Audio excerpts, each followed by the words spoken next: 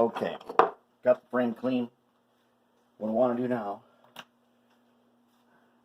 this is bent, for one. Not that big of a deal, because we're probably going to do some milling there. But the frame is not straight. So, it's especially on this side, you can see here it's bent a little bit. So we're going to straighten it out. And as you know, the way we do that, first we find a hard point. Well, here is a 4x4 right here. That's my hard point. Why do you want a hard point? Because when you hit something with a hammer, if you're not on a hard point, that something is going to bounce back at you. Alright, so then we need a big old ear nail. Alright, now we're going to put this down about like that, right? And we're just going to give him a little bit of a donkey kicking and an ear nail.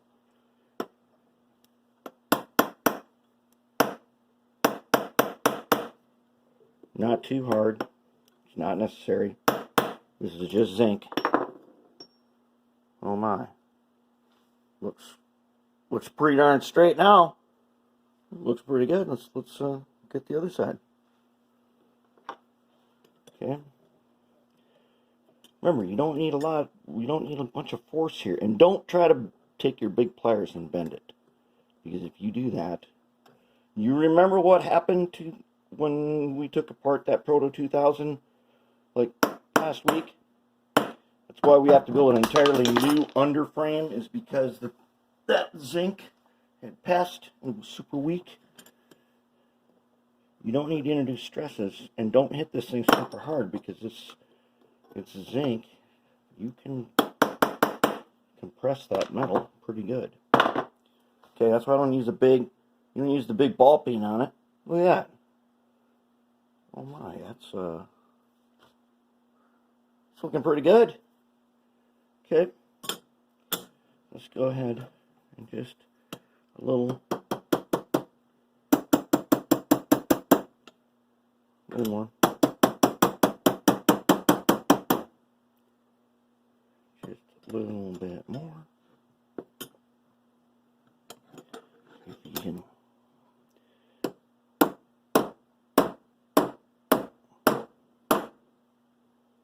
Oh yeah, there we go. Okay. I have to say a couple more taps. Alright. I'm going to say that's pretty good. Frame's looking good. The rest of it's pretty straight. Okay, now I'm going to polish this. I'm going to get rid of the flash from the mold. And I'll polish it up. Then I'm going to paint it. I'd like to add the weights to it before I paint it. That means putting together the trucks. Or just grabbing the extra set of trucks. Which I'll probably do is just grab the extra set. That way I can put the weight in before I paint it. Alright, now what we got to do is we got to get over them trucks. And we've got to secure those rivets. Okay, now let's check this guy out. This is on one of those. I thought this was one of the newer ones. It doesn't really matter. It's bent. Just a little bit right there, you see? See how it doesn't line up? Well, we need to fix that. Okay, so you remember when I told you not to do this? Well, that's totally wrong, because I told you to always do this. Never use the big pliers. That's what I told you not to do. Don't use the big pliers. Take your nail, and you give it a little donkey kicking. All right. Just a little tap. It's plastic back there. You don't want to be wrecking it. Did we make it? Oh, no. Goodness sakes. Look at that. Oh, that looks good. Guess what? We didn't even break it. Because we didn't hit it real hard. Okay? That's perfect. That's what we want to see right there, just like that. Now, is everybody else okay? I think so. Okay, so now what we got to do is, what we got was loose. Who was that? I think it's the one we just, oh, no, there's another loose one. All right. So now what we need to do, we need to go over this guy, turn on the light. That's, oops. I need to get a better cup. That yogurt cup likes to tip over a lot. All right, let's get this guy out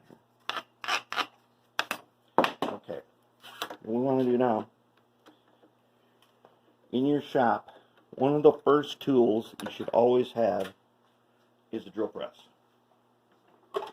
Because with the drill press, you could do a lot of stuff. And I'm going to show you one of the things you probably didn't know that you could do.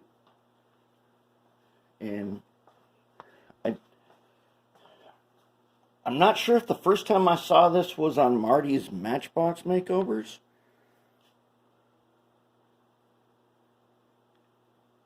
Okay, what we got to do, we're going to take this nail here, finishing nail. Okay, another place I saw this was this guy who fixes brass clocks. Well, he did something like this, and there's a couple of different setups for this. So the one that the setup I use, you've seen me do this before. So I put my finish nail on there. Okay, remember to turn each one of these all the way around a bit. Okay, now let's check. Nope. Just raise it up. Okay. Okay. This here, that's a rivet right there, sort of. It's like a little rivet head. All right. So to secure that, normally you take and hit it with the hammer. But you can't do that on this because you break it. Plus, you'll wreck it. And then it will be broken. So we don't want to do that. What we want to do, get this guy over here somewhere. And we don't clamp these down. You don't need to. If you don't have to clamp it down, then it will find its own center. Okay, remember what I said about clamping? You can figure out a way to clamp it. You can mill it. You can file it. But things that need a center, it's best if the machine can just find it. Okay, so that's probably pretty good. Let's find a little support for you. Too big?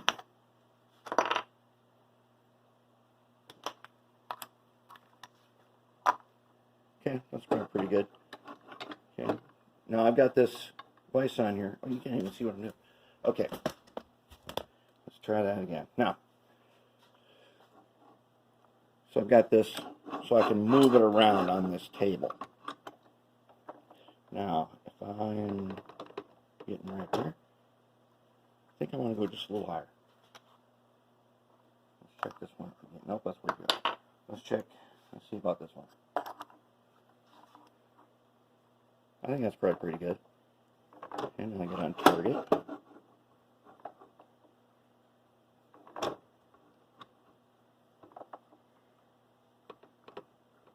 That's pretty darn close. Oops. Okay, that's going to be close enough right there. Right? I'm just going to, just a little bit. Okay, that's it. That's all I did. Oh yeah, then now it's tightened up. That is what we want.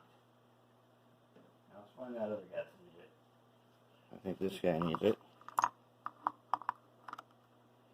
Let's see if we can get him lined up. Yep.